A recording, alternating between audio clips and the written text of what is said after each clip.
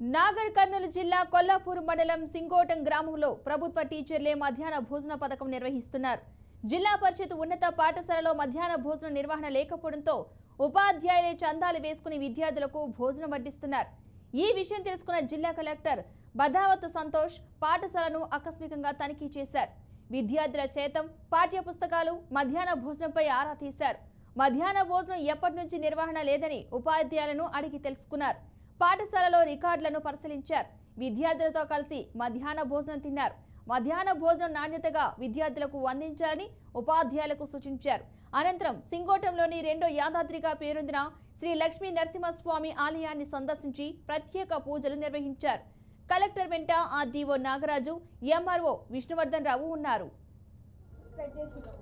వంటకపోతే ఎవరు జీతం రాదు, మనం ఉత్తగా ఎట్టిగా చేసి రావాల్సి వస్తుంది అన్నట్టు ఒక రూమర్ క్రియేట్ చేసింది ఊర్లో అనేది. అందుకని ఎవరు అటువంటి